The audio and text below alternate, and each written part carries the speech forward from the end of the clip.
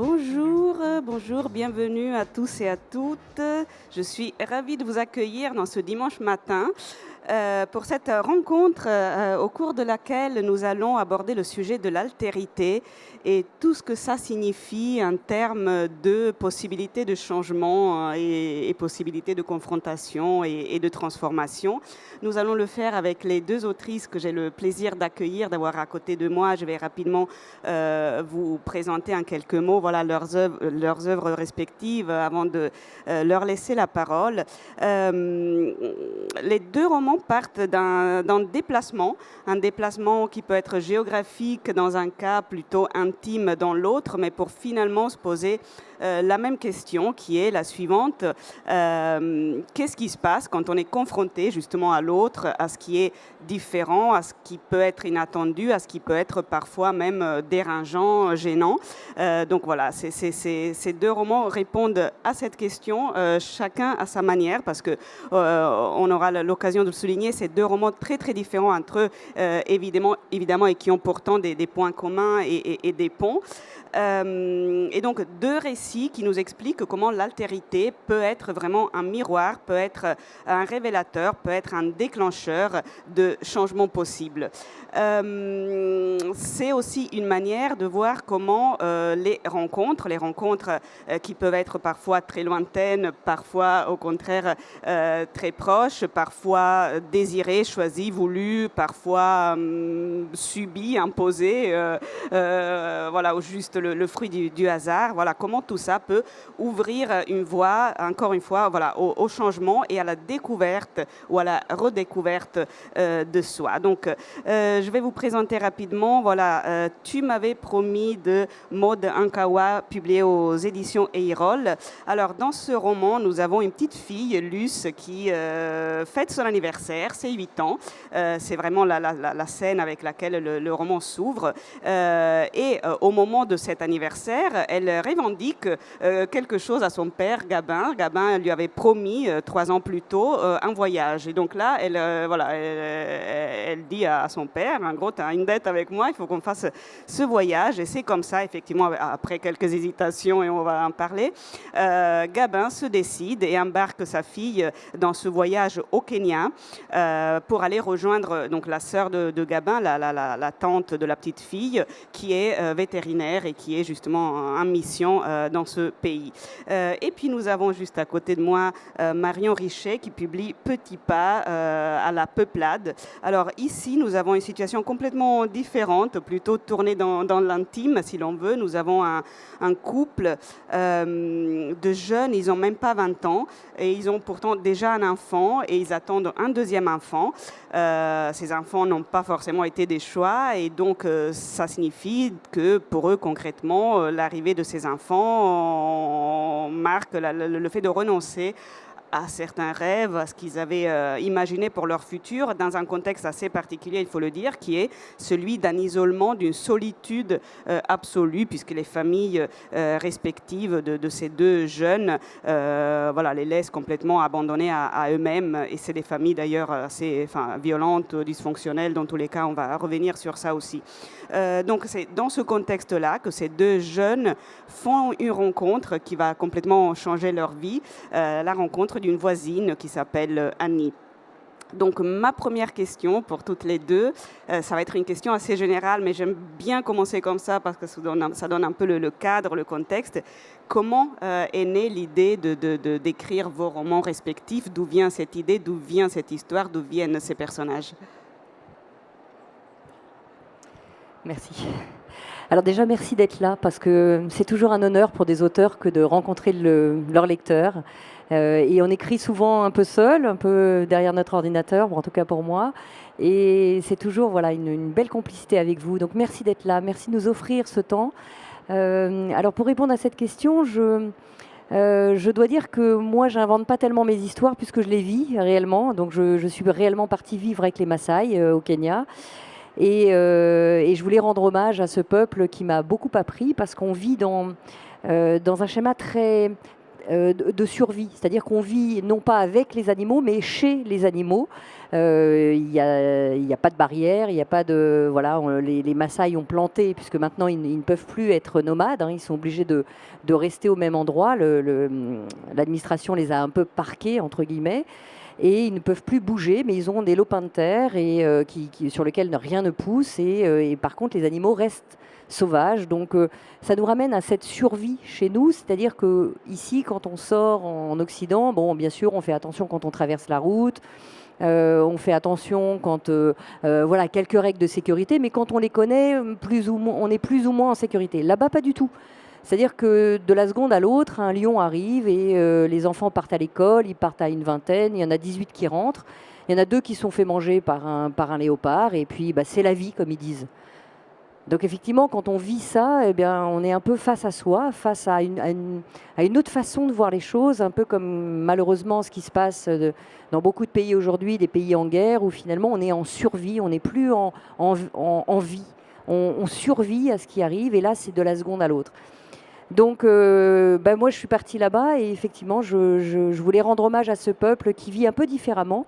Et comme mes précédents livres, voilà, je voulais allier des enseignements que j'apprends au quotidien à travers ces peuples, différents peuples d'ailleurs, que j'ai envie de disséminer dans mes romans, des choses qui m'aident, des clés qui m'aident au quotidien pour dépasser des choses parfois difficiles qu'on est en train de vivre, nous, à notre échelle aussi, et parfois des choses très douloureuses.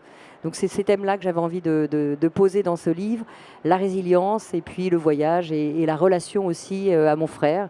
On parle rarement des relations fraternelles, en fait, et c'est un hommage que je voulais lui rendre, parce qu'on a une relation très privilégiée ensemble. Bonjour à tous. Moi, à l'opposé, ce que je voulais, c'est le fruit d'une expérience de 7 ans de vie dans une petite ville, de ce que certains essayistes ont appelé la France périphérique, une ville où il ne se passe pas grand-chose, où l'air qu'on respire n'est pas riche de beauté, pas riche de monuments qui nous imprègnent quoi qu'on en ait. Les lieux où on grandit nous nourrissent ou nous dénutrissent. Et je voulais écrire à partir de ce vide-là, à partir de ce rien-là. Qu'est-ce que c'est d'exister dans une ville, dans un lieu où justement rien ne nous nourrit, ni le collectif, ni la sphère familiale, ni l'école, et travailler encore plus au corps, ce que c'est que d'être dans cette solitude sociale, dans cette marginalité sociale que peuvent vivre certains jeunes qui n'ont pas la chance d'avoir une transmission familiale, au cœur de la grossesse, ce que ça fait d'être une jeune mère d'à peine 17 ans quand on ne nous a pas appris à être une femme, à être une mère, à habiter sa souveraineté de femme. Et voilà, comment on fait pour ne pas reproduire ce qu'on a soi-même vécu. Et effectivement, dans ce vide-là, dans ce rien-là, dans ces espaces sans âme, sans esprit, où nous ne sommes pas nourris dans notre essence, il peut se passer une résilience par la rencontre de certains êtres qui, même en Occident, même dans un monde qui est profondément aliéné, déraciné, le monde dans lequel on vit, il y a certaines femmes qui ont gardé à la fois leur souveraineté, qui ont conservé leur savoir-faire, leur savoir-être, et qui ont l'amour suffisant, la disponibilité suffisante pour transmettre et pour essaimer dans des jeunes êtres la vie. Alors justement, pour être un petit peu plus concret pour ceux et celles qui n'auraient pas encore lu vos livres, est-ce que vous voulez nous présenter un petit peu vos personnages principaux? Après, voilà, je vous laisse poser le curseur là où il faut pour avoir une idée de ces personnages qui habitent vos œuvres. Alors, effectivement, dans le propre de ce roman, c'est qu'il n'y a pas un seul personnage principal. Je crois que c'est justement le fait qu'il y ait différentes formes de vision autour d'un même sujet que j'aime partager. En réalité, donc c'est l'histoire effectivement de Gabin, un père qui a fait cette promesse à sa fille il y a 3 ans, mais un peu en l'air. Oui, on voyagera quand tu auras 8 ans, quand tu seras en âge de raison, on voyagera. Et il se doit de tenir cette promesse. Et le voilà embarqué. Le problème, c'est que sa femme a disparu 7 ans auparavant, quand la petite avait 1 an. Et quand je dis disparue, on ne sait pas si elle est morte, si elle est partie, si il ne la trouve pas, malgré les enquêtes, etc. Et donc, il doit vivre dans cette attente dans cette recherche et finalement il a mis sa vie entre parenthèses. Et c'est un peu ce qui nous arrive quand on est dans l'attente de quelque chose. Et malheureusement, on est très souvent dans l'attente.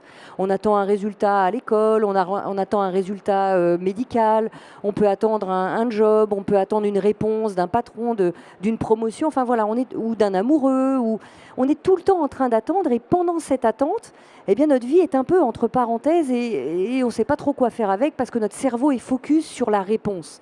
Et tant qu'on attend quelque chose, tant qu'on attend une réponse, eh bien, on ne vit plus. Alors, je dis on ne vit plus, j'allais dire on survit, c'est-à-dire que toute notre attention est vers et si j'ai pas une bonne réponse, alors ma vie va être compliquée, ma vie va être difficile, tout mon focus est là.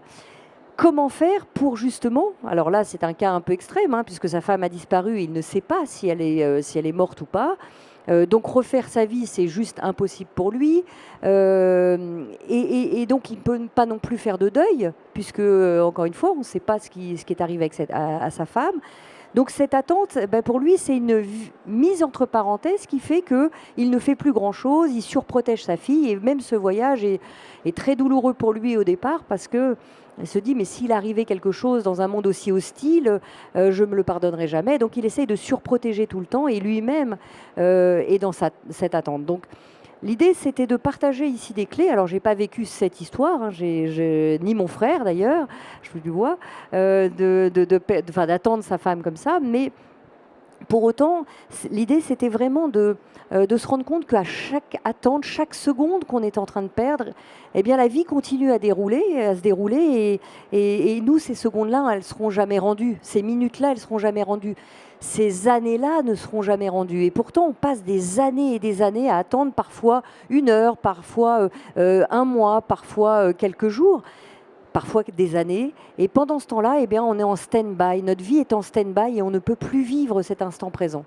Je le dis souvent, voilà, vous nous offrez à toutes les trois des minutes de votre vie qui ne vous seront jamais rendues.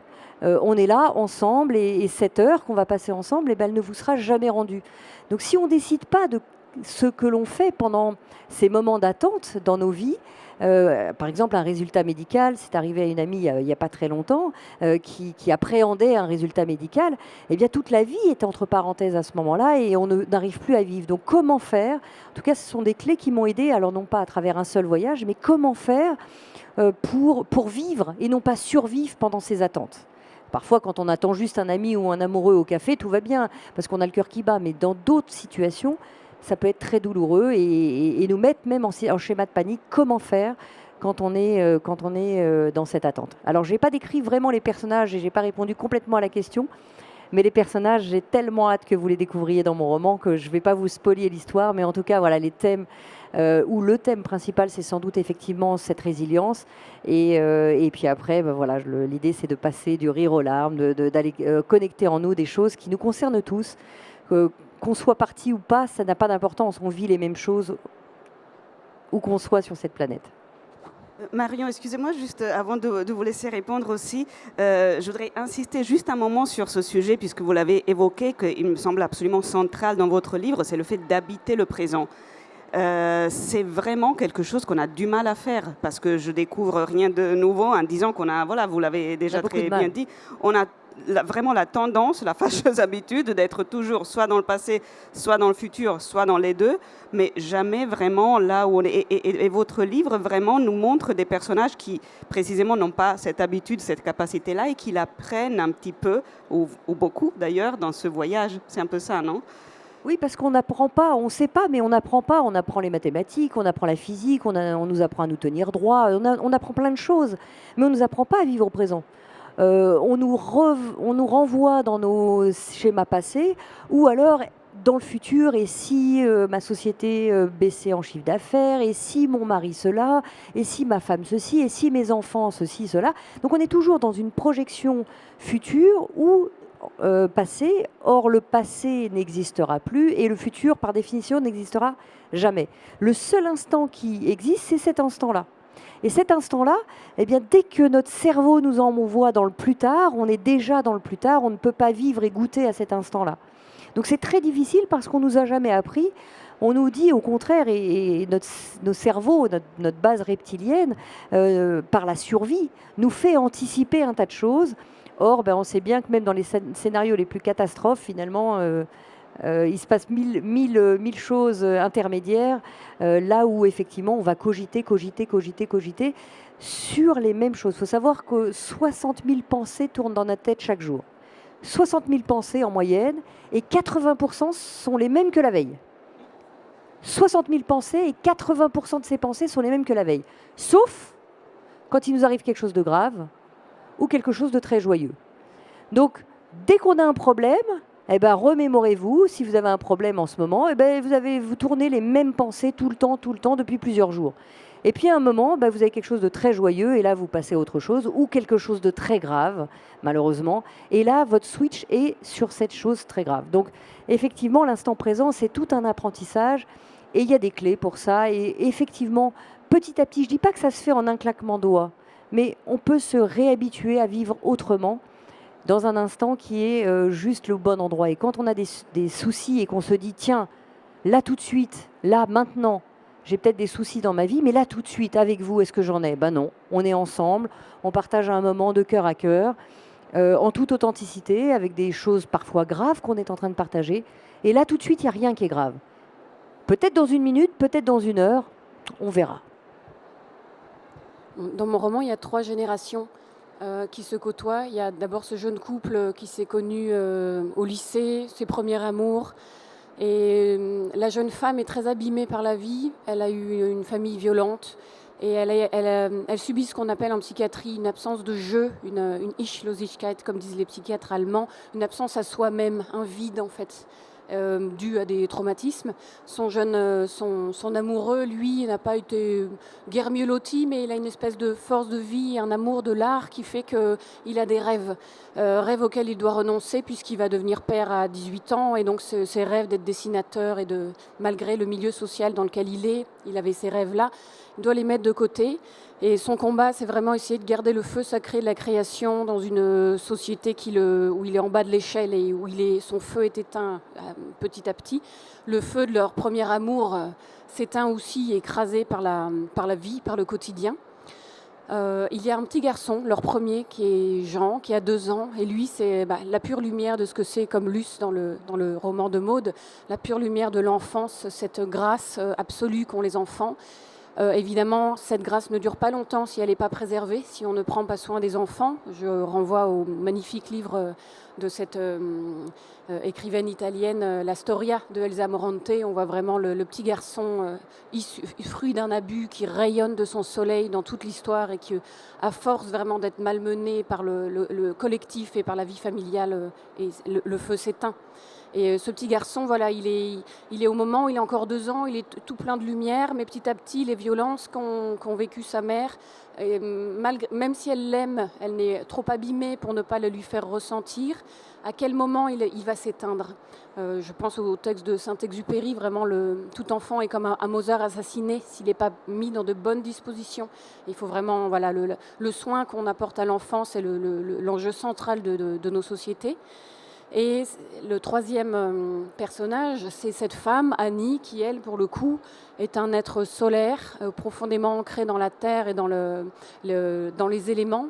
Une espèce l'archétype de la sorcière, qui a été si malmenée, mais que les féministes, dès les années 70, ont récupéré. C'est-à-dire une femme qui sait, une femme qui connaît son énergie de vie, énergie de vie qui n'a pas été saccagée, qui n'a pas été abîmée par le masculin, et qui est capable, ce que je voulais, c'était vraiment me laisser bercer par une femme qui rayonne entièrement en Occident, qui soit vraiment, parce qu'on va beaucoup chercher, et de fait, on a tellement été déracinés, on va beaucoup chercher la sagesse dans les peuples qui l'ont conservée, alors qu'on a, nous aussi, en Occident, une vraie sagesse et des vraies racines qu'il nous faut aller retrouver. Et voilà, Annie, c'est vraiment le plaisir d'écrire sur une femme qui diffuse autour d'elle, rien que par sa présence, une onction, et qui est capable, par sa présence, par ses gestes, par ses silences et par ses mots, de guérir les êtres. Et la question, c'est de savoir le mal dont on est traversé. Est-ce qu'on le constate? Est-ce qu'on baisse les bras? Est-ce qu'on se laisse éteindre à petit feu? Ou est-ce qu'on est capable, nous, à la base, peuple, de se guérir les uns les autres en profondeur? Parce que la vraie question, c'est comment est-ce qu'on change? Comment est-ce qu'on guérit? Ces traumatismes, ils sont présents à l'échelle familiale, collective, sociale. Mais comment est-ce qu'on les guérit vraiment? Comment est-ce qu'on fait pour vraiment que ces souterrains qui suintent de souffrance, ils soient vraiment assainis? C'est ça la vraie question. Comment est-ce qu'on change vraiment? Je voudrais rebondir sur ce que tu dis parce que tu as dit quelque chose, enfin, outre tout ce que tu as dit, il y a quelque chose qui est d'autant plus juste. C'est que tout est en nous, vraiment. Tout est vraiment en nous. On a pu être cassé, c'est vrai, et si je demandais individuellement à chacun qu'est-ce qu'il a vécu de difficile, on serait effaré de voir que toutes les personnes qui sont debout aujourd'hui ont vécu des choses tragiques à notre échelle, parfois qui paraît moins tragiques qu'à d'autres échelles. Mais nous, personnellement, c'est tragique pour nous. Et tout le monde a vécu des choses très très douloureuses. Ce qui me donne espoir en l'être humain, c'est que pour avoir accompagné des gens, pour faire des séminaires d'ailleurs dans le Sud, et puis mettre des gens ensemble qui ne se connaissent pas, et c'est que on peut tous guérir de quelque chose. Je ne dis pas que c'est facile, je ne dis pas que ça ne demande pas du temps, je dis pas que... Mais effectivement, ce n'est pas ailleurs que ça se passe. Ce qui est assez extraordinaire quand on partage des choses entre êtres humains, c'est de se rendre compte que ailleurs, ici ou plus loin, à chaque fois, chaque personne me dit tout est en nous. C'est-à-dire que oui, la clé est en nous. D'ailleurs, c'est le propre du coaching. On accompagne des gens, mais à aucun moment on a des solutions. C'est la personne qui va révéler ce qui est juste pour elle. C'est vrai dans la tête quand on comprend des choses, mais parfois on ne comprend pas. Simplement, le corps réagit et c'est dans le corps que ça va se passer. Et donc, là où je voulais rebondir sur ce que tu disais, c'est qu'il n'y a pas besoin de partir très loin. Mais à chaque fois qu'on part, moi, je me suis rendu compte que ça nous ramène à nos essentiels à nous. C'est-à-dire que quand on enlève un peu nos vêtements, nos statuts, nos costumes de dirigeants, de mères, de filles, de salariés, eh bien, quand on enlève un peu tous ces costumes et qu'on se retrouve un peu à nu, c'est ce qui se passe pour moi quand je voyage à l'étranger avec des peuples que je ne connaissais pas. Et bien, c'est simplement que mon statut marital, mon statut professionnel, etc., eh bien, ils ne connaissent pas. On parle de dirigeante, j'étais dirigeante avant d'être écrivain. Ils ne savent pas ce que ça veut dire. Eux, ils cultivent un lopin de terre. Et finalement, on n'est plus dans qui l'on est vraiment ou ce qu'on montre. On est juste avec nos essentiels, c'est-à-dire dans nos valeurs, dans des choses qui ont du sens pour nous. Et on n'est plus que aimé pour qui l'on est, tel qu'on est à nu. Et c'est ça qui change tout. Et ça, il n'y a pas besoin d'aller très loin. Sauf que dès qu'on revient dans un schéma connu, dans notre rue, dans notre quartier, eh bien, on renfile très vite nos costumes parce qu'on a l'impression qu'on ne peut être aimé que si on a nos costumes. On est aimé parce qu'on est écrivain, parce qu'on est dirigeant, parce qu'on est salarié, parce qu'on a la fille de, ou le fils de, hein, c'est pareil pour les hommes. Et finalement, eh bien, on se dit, sans ces costumes-là, je ne serais pas aimé. Et le gros cadeau de la vie, c'est de commencer à enlever ça, de retourner à nos essentiels pour pouvoir être aimé tel que l'on est. Et ça, c'est vraiment le chemin. Vraiment le chemin. Je voulais rebondir sur le rebondissement. Effectivement, moi, il me semble que le grand enjeu aujourd'hui, c'est ce que j'appelle la souveraineté. Il faut qu'on récupère notre souveraineté, tant pour les femmes, cette souveraineté de femmes qui fait on est capable d'accoucher déjà dans notre puissance, et tout le système hospitalier. Il y a beaucoup d'études qui sont menées qui nous font comprendre que accoucher à l'hôpital, c'est quelque part se faire voler sa puissance active. Et d'être en fait un objet passif qui écoute, qui suit, qui obéit. Et en fait, tous ces mutations intérieures, personnelles, intimes, elles ont une répercussion politique, parce qu'à partir du moment où on récupère qui l'on est, où on bouche l'absence à soi-même, qui a été aussi créée par des traumatismes d'enfance, on ne peut plus obéir, simplement. On ne peut plus se dire... simplement baisser la tête et acquiescer à ce qu'on nous impose, ce qu'on nous propose en nous imposant politiquement. Récupérer sa souveraineté de femme, c'est aussi récupérer sa souveraineté de citoyen. essayer de retisser des liens entre nous, alors qu'on nous met dans peu à peu, on nous construit, ça fait des décennies qu'on nous met dans un système où en fait nous sommes individualisés, où le lien à l'autre est devenu complètement étonnant, transgressif, subversif. Et ça c'est la seule manière de changer vraiment les choses. Juste, je rebondis sur le rebondir, rebondissement. Oui, voilà, on arrête de rebondissement, je pense que vous avez une liste de questions.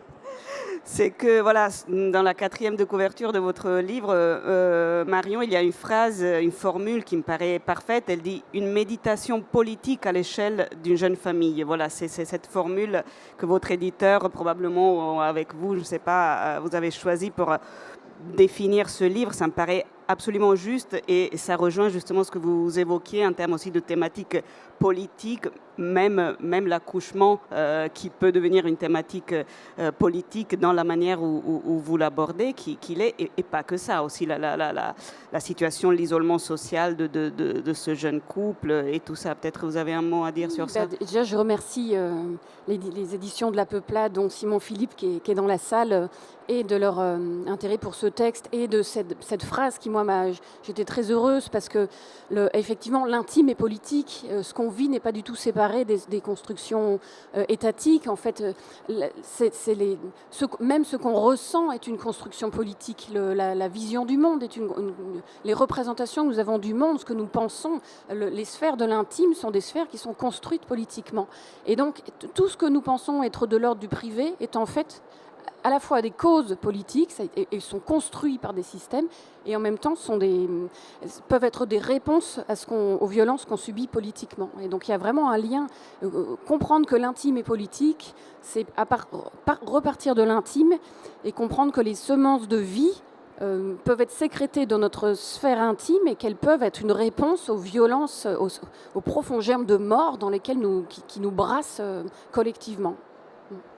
Je voudrais maintenant vous interroger sur le silence et sur la parole, parce que il y a un peu une différence dans vos textes. Effectivement, chez vous, Maud, il y a une espèce de, vous me direz si je me trompe dans ma lecture, de facilité quand même à la parole. C'est-à-dire Gabin, il a des limites, il a des réserves, il a des peurs, il a tout ce qu'on veut, mais il est disponible à la parole quand même. Il est disponible à l'écoute déjà, et puis il y a un dialogue qui s'installe assez facilement avec sa fille, avec sa sœur, avec les autres personnages.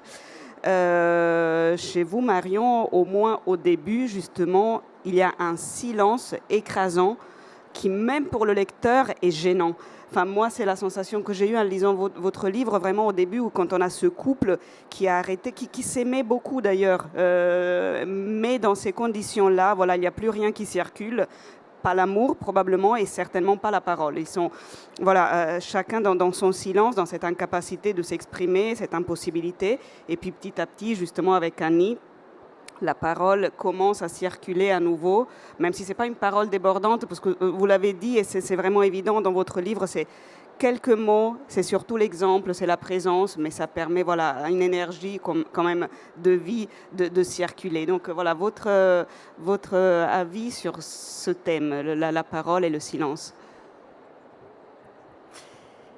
Je crois que l'un n'existe pas sans l'autre. Quand on vit quelque chose de douloureux, on peut avoir ce moment où finalement on est tellement tétanisé par ce qui nous arrive, la douleur est si forte qu'on a un besoin de repli. Et parfois on est dans l'incapacité de parler. Et puis ça c'est très très particulier à chaque situation et à chaque individu. On se rend compte qu'il y a des gens qui ont besoin d'être complètement se recroqueviller sur eux parce que c'est nécessaire. Mais je vais parler de moi qui suis assez prolixe. La réalité c'est que moi-même dans des situations difficiles, j'ai besoin de me replier et même de goûter à ce silence, parce que c'est dans ce silence que va se poser un certain nombre de choses. Dans ce silence vont se poser tous nos questionnements, toute notre panique aussi, et parfois même les émotions qu'on peut ressentir. Donc, je crois que d'ailleurs la parole ou les mots n'existent pas sans le silence. Si entre les mots, il n'y a pas un silence, on ne comprendrait pas les phrases. Donc, je crois que c'est très complémentaire.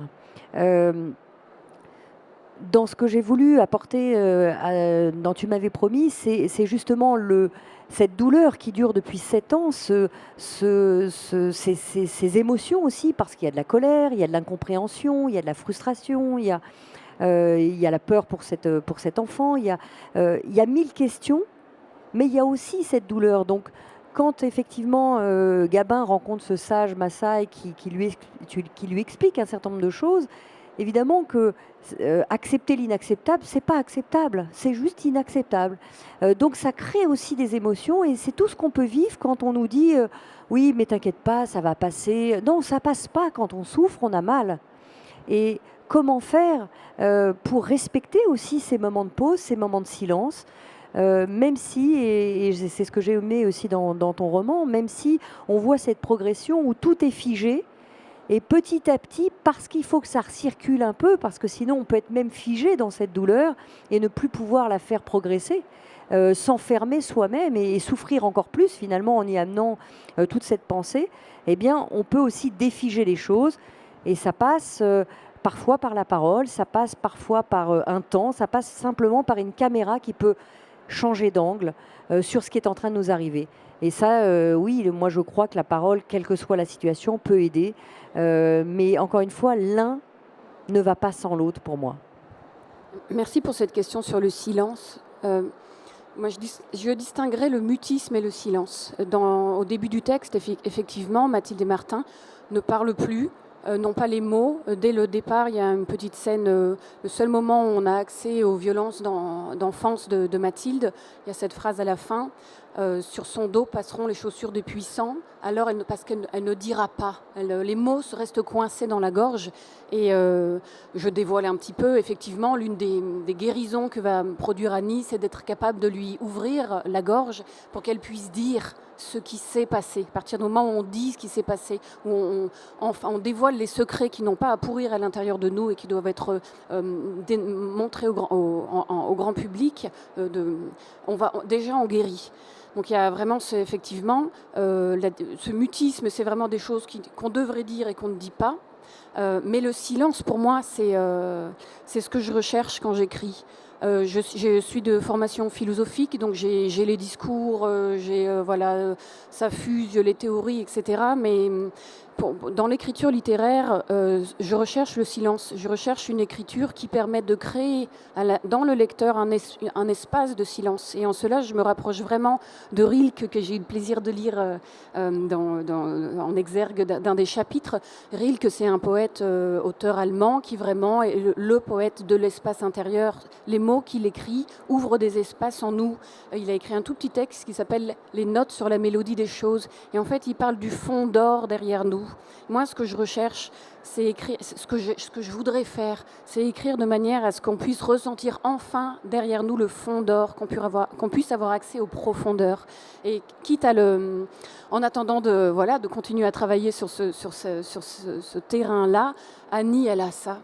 Ce personnage, elle a cette présence-là, qui, rien que dans ce qu'elle dégage dans une pièce, elle nous rappelle le fond d'or derrière nous, elle nous rappelle les profondeurs, elle nous permet de nous décoller de notre cortex préfrontal et de ces 60 000 pensées pour accéder à ces profondeurs à l'intérieur de nous. Et il me semble que l'écriture littéraire doit permettre, c'est un article, je vous invite, moi ça a changé ma vie, un article d'une journaliste qui s'appelle Lucie Conjar, qui a écrit en 2015 un petit texte sur l'œuvre de Miyazaki, porté sur le monde, un regard sans haine. C'était 2015, Lucie Conjar. Et en fait, elle parle, comment est-ce qu'on fait, donc Lucie Conjar, C-O-N-J-A-R-D, porté sur le monde, un regard sans haine, et c'est sur l'œuvre de l'immense artiste qui est Miyazaki. Et elle dit, comment est-ce qu'on fait pour qu'enfin on voit le désastre écologique qu'on ne veut pas voir. On est dans le déni total, c'est trop affreux, c'est trop immense pour qu'on le digère et donc on ne peut pas. Il faut créer un langage poétique qui nous permette de digérer ce qui est, parce que le langage des informations fait qu'on continue à boire notre café. Et elle écrit, si les informations s'écrivaient sur le mode des tragiques d'Agrippa d'Aubigné, alors on en perdrait la saveur du café, alors on verrait le réel, alors on pourrait changer. Et pour ça, j'ai foi vraiment dans l'idée que la poésie, la littérature, le langage poétique crée un état d'émergence qui produit un réveil profond qui est capable d'amorcer un changement à la fois à l'intérieur de nous et donc politique également. Pour rester sur le sujet silence et parole, techniquement, dans votre roman Maud, il y a énormément de dialogues. Dans le vôtre, Marion, il n'y en a aucun. Et donc, c'est vrai que c'est intéressant. Comment vous avez travaillé ou comment vous travaillez en général vos dialogues, Maud? Parce que ça peut être difficile, enfin vraiment en termes de travail d'écrivain, je veux dire, ça peut être délicat d'écrire des dialogues qui fonctionnent et qui soient crédibles. En réalité, je me pose évidemment ces questions, je vis ces questions aussi.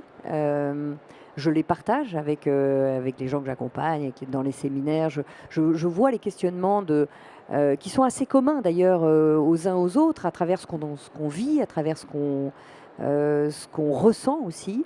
Et je pars de ce que j'ai envie de partager, des choses qui m'aident au quotidien. Hein. Toutes les clés que je partage, c'est vraiment des choses qui m'aident au quotidien face à des situations qui sont en l'occurrence difficiles ou émotionnellement douloureuses. Et je pars de ça et je me dis, tiens, comment moi je me sors de ça ou comment je me suis sortie de cette situation-là. Et je me dis, si ça m'a aidé, peut-être que ça peut aider d'autres personnes. Donc c'est pour ça que ce dialogue, pour moi, il est fondamental. Mais il est fondamental dans aussi un schéma où souvent les protagonistes ont besoin aussi parfois de se retirer un peu face à eux et de pratiquer ce qu'ils ont appris ou ce qu'ils ont compris, parce que c'est dans la pratique et dans ce silence qui va émerger quelque chose. Souvent, en tout cas moi pendant des années, j'avais besoin de remplir le vide. Tu en parlais justement au départ, c'est remplir le vide par beaucoup de discussions, par beaucoup de bruit. Et c'était une fuite à ce que je pouvais ressentir parce que ça pouvait paraître trop douloureux ou ça me semblait trop douloureux. Donc très vite, il fallait fuir avec la discussion. Là, ce que j'aime aujourd'hui, c'est comprendre, c'est ressentir. Et pour ressentir, il faut se taire, il faut ressentir. On ne peut pas et à la fois parler et à la fois ressentir ce qui se passe dans notre corps. Et c'est quand on goûte à ça qu'après, on peut pratiquer. Donc c'est tout un processus. En tout cas, pour moi, ça a été un processus de réapprentissage, là où, à travers mes études, il fallait toujours avoir 10 coups d'avance, donc être dans la pensée. Et puis, pour diriger des boîtes, il faut sans cesse anticiper ce qui va se passer et avoir des coups d'avance. Donc ça a été pour moi un énorme réapprentissage à l'âge de 40 ans, de revenir à l'instant présent, de revenir au ressenti et revenir aussi au silence. Et ça, ça s'apprend. Ça s'apprend. Donc, toi, tu le vis et tu l'as goûté sans doute avant. C'est ce qui permet aussi de pouvoir le décrire et de sentir ça bien plus que dans la parole, jusqu'au moment où il y a un rééquilibrage. Et je pense que cet équilibre, en tout cas, moi, m'aide beaucoup. Je trouve que les dialogues, c'est très difficile à écrire, d'une part. Et pour moi qui cherche... surtout dans Petit Pas, dans ce texte-là, mes 2 premiers romans, c'était, il y avait Paris, il y avait des choses qui étaient, il y avait le deuxième roman, il y avait la ville de Chicago, mais là c'est vraiment, on parle du plomb du quotidien, du plomb de la vie ordinaire, elle-même plombée, et mon travail, c'est vraiment transformer ce plomb-là en or par l'art en fait, par l'écriture. Et donc pour moi, le dialogue, ça ramène trop au plomb, ça ramène trop à la surface des choses. Alors ce que j'aime plutôt faire, c'est incorporer le dialogue dans le style indirect libre, où on reste dans le flux de la conscience et dans la vie intérieure. Et donc c'est un texte qui est à la fois social, mais qui en même temps, derrière les thématiques sociales, comme dans les autres livres et dans ma quête dans mon travail d'écriture, ramène à cet espace intérieur-là. Et pour moi, pour le moment, le dialogue est encore ramène trop à la surface.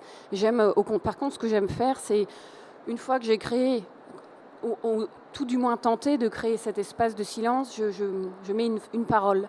Par exemple, dans L'odeur du Minotaure, qui est mon premier texte, une énarque complètement aliénée qui percute un cerf et qui se fait incorporer par le cerf et qui sombre dans la folie.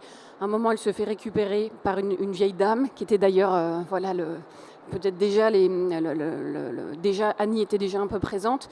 Et elle lui dit... cette femme lui dit « une bête, c'est important ». Et pour qu'on puisse goûter la profondeur de cette parole, il faut qu'il n'y ait pas trop de mots autour. Parce que les plus belles sagesses, et on est dans un monde aujourd'hui, on a la chance d'avoir en accès quasiment libre ou à peu de prix, toutes les sagesses du monde. Mais être capable de les infuser, de les filtrer, et que vraiment ils viennent qu'on vienne les manger et qu'ils puissent transformer nos cellules, notre ADN, il faut beaucoup de silence pour pouvoir les goûter.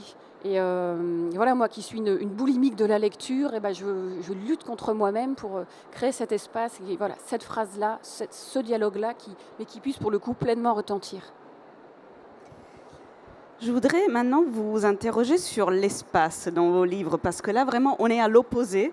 Et c'est très intéressant, du coup, de les lire l'un après l'autre à ce niveau-là, parce que chez vous, Maud, c'est vraiment les grands espaces, c'est la nature, et c'est les animaux sauvages, enfin bref, toute cette partie-là a une importance évidente dans votre livre. L'histoire se déroule dans ce contexte-là, et puis les personnages ont un échange précisément avec cette nature qui est fondamentale pour leur expérience et pour leur transformation.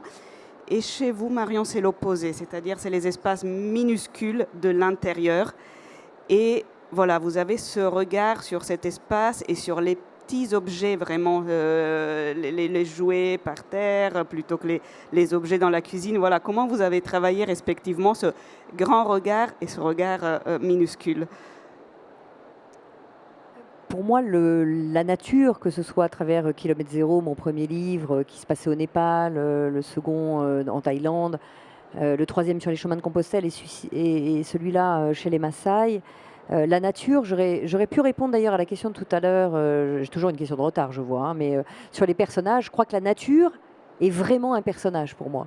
L'environnement est un personnage parce que où qu'on soit, surtout quand on ne connaît pas l'endroit, mais ça peut être dans la rue d'à côté de chez nous, hein, on passe toujours par le même chemin, il suffirait qu'on prenne un autre chemin pour être déjà dans un autre univers. Ça nous descend dès qu'on est dans la nature, on parlait de silence tout à l'heure, et je crois que c'est ça, dès qu'on est dans la nature, il se passe quelque chose. Il se passe quelque chose qui nous ramène à cet essentiel, à notre nature profonde. Il y a comme une connexion, en tout cas, où qu'on soit, on le dit souvent, quand tu dis qu'est-ce qui te fait du bien, par exemple d'aller marcher dans les bois, d'aller regarder un lever de soleil, d'aller observer de la mer, enfin peu importe, à chaque fois qu'on demande quelque chose aux gens, il y a quand même ce retour à la nature qui nous ramène à notre condition humaine. Et pour moi, effectivement, le dépaysement, mais encore une fois, c'est plutôt que de venir ici au Grand Palais par le chemin qu'on connaît d'habitude, tiens, on va prendre 2-3 rues d'à côté et puis là, on va découvrir encore d'autres choses. Donc, pour moi, ces espaces, c'est une forme de retour à soi à chaque fois. Je trouve que quand on se met à observer, on parlait de l'instant présent, dès qu'on se met à observer quelque chose, notre conscience est sur la chose. Ça peut être un espace, ça peut être n'importe quoi en fait. Immédiatement, on est happé par cet instant présent. Donc oui, ici on part dans l'univers du Kenya et ce sont des grands espaces de nature, parfois arides, parfois très étrangement dans la brousse, parfois avec beaucoup d'eau, parfois le soleil est dur. Mais tout ça nous ramène finalement au corps et je trouve que ce que tu disais tout à l'heure sur les dialogues, effectivement, le dialogue nous ramène toujours au mental, dans la compréhension. Les émotions nous ramènent déjà au corps, et puis dès qu'on prend le temps de goûter ce qui se passe vraiment dans nos tensions dans le corps, dans nos réactions du corps, eh bien évidemment là, on est dans cet alignement qui est je suis dans mon mental, je comprends, je descends dans mes émotions, je les ressens et je comprends aussi à un autre niveau ce qui est en train de se passer pour moi, et puis dans le corps encore plus. Donc la compréhension, elle n'est pas que mentale, elle est vraiment dans ce qui se passe en nous, et ça nécessite effectivement ce silence. Donc oui, l'espace pour moi est, quel que soit l'espace, du minuscule jusqu'à nos cellules les plus profondes, hein. On n'est fait que de cellules, on le sait. Et si on était en macro, on verrait quoi? On verrait des noyaux et des électrons qui tournent autour et uniquement une grande masse vibratoire de concentration de noyaux et d'électrons. Il n'y aurait pas de différence entre nous, il n'y aurait pas de différence entre la matière. Il y aurait juste des électrons et des noyaux et des électrons qui tournent autour. Donc c'est assez bluffant de voir que finalement, du minuscule à l'immensité, eh bien, il n'y a que cette grande masse vibratoire. Donc je trouve ça très intéressant, ce contraste d'ailleurs dans ce que tu expliques toi, qui est aller chercher au plus petit, au plus intime, jusqu'aux grands espaces qui pour moi finalement ne font qu'un. Moi, il y a 3 espaces. Il y a l'espace de la ville, qui est souvent en opposition avec l'espace de la nature, une ville qui peut enfermer quand elle n'est pas encore... quand n'a pas été entamé un travail d'hybridation ville-nature. Il y a un autre espace, effectivement, l'espace de l'intime, l'espace de nos maisons, de nos appartements, où pour le coup se relie le macrocosme et le microcosme. Une maison, c'est le reflet du cosmos, en fait. Il y a tout dans une maison, dans l'intime. Le moindre bouquet de fleurs reflète le cosmos tout entier. Et donc, effectivement, dans l'appartement d'Annie, à partir du moment où elle prend soin de ses objets, le cosmos entier se reflète à l'intérieur d'un espace dont on a pris soin. On habite son espace comme on habite son corps, l'espace de notre maison et l'extension aussi de notre propre corps qui lui-même est un temple. Donc ça, merci pour cette question-là.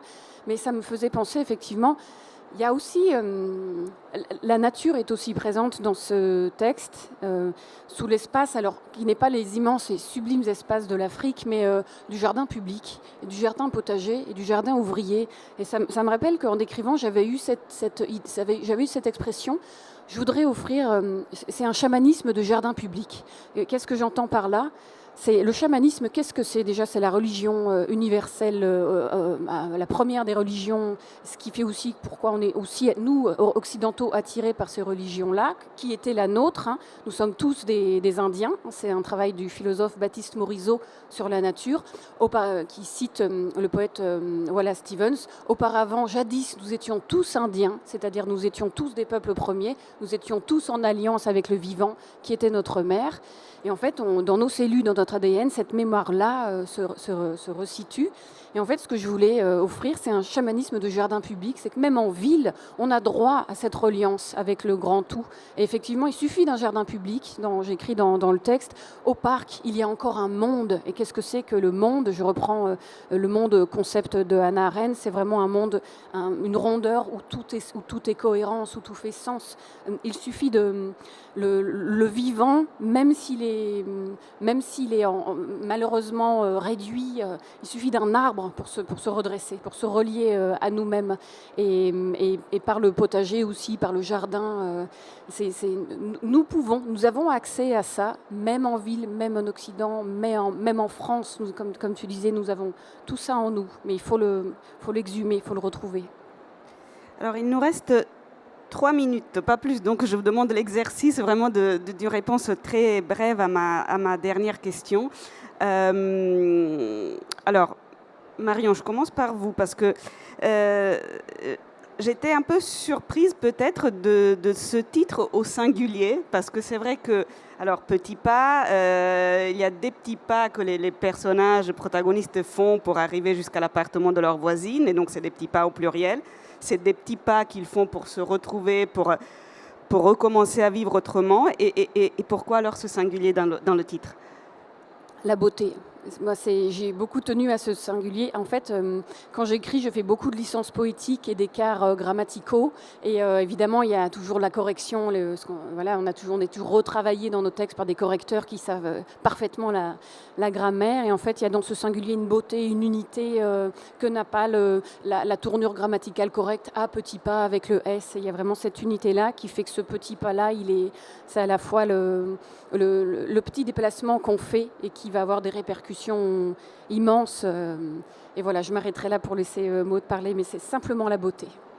Et Maud, pour vous, ma dernière question, ça va être sur les citations qu'on trouve au début de chaque chapitre. Alors, quel rôle, quelle place, comment vous les avez choisies? Je sais qu'en une minute, c'est compliqué. Non, mais je vais faire court. J'aime beaucoup lire des citations, quelles qu'elles soient, parfois d'en prendre une un peu au hasard. quand on se pose une question, j'aime aussi des fois ouvrir n'importe quel livre de la bibliothèque et de me dire, tiens, je vais lire la phrase qui m'est proposée. Quel que soit le livre, ça n'a pas d'importance et parfois ça aide à réfléchir autrement. Donc j'aime poser une citation que je mets souvent à la fin de mon écriture. J'aime trouver des citations qui vont reprendre un peu l'idée principale du chapitre. Je trouve que moi, ça m'aide au quotidien. Il y a tellement d'auteurs inspirants que j'aime leur faire un petit clin d'œil dans une phrase qui m'a inspirée. Alors, évidemment, il y aurait eu beaucoup d'autres sujets à aborder, beaucoup de choses à dire. C'est vrai que, par exemple, le soin qui passe par les petits gestes, le geste minuscule du quotidien, c'est le cas dans les deux livres, vraiment ces petites choses qui commencent à faire changer. Et chez vous, Marion, il y a vraiment, par exemple, le premier dîner qu'ils font ensemble avec la voisine. Voilà, c'est un moment, ça m'a fait penser, comme vous citiez Elsa Morante tout à l'heure, ça m'a fait penser à cette phrase magnifique qu'elle a. Elle dit la phrase d'amore, l'unica è hai mangiato. La phrase d'amour, la seule est as-tu mangé? Et ça m'a fait vraiment penser, j'ai pensé à cette phrase en lisant cette scène du premier dîner qu'ils partagent. Mais bon, on doit s'arrêter là pour laisser la place à la prochaine rencontre. Juste avant de vous laisser partir, je voudrais vous rappeler que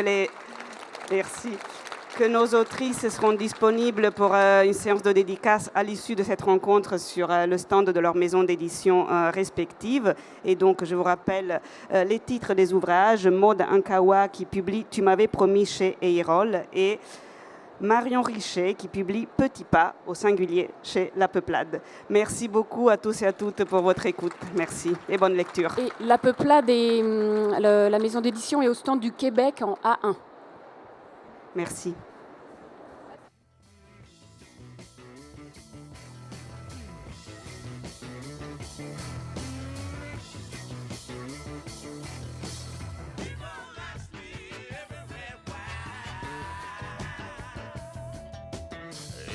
Ready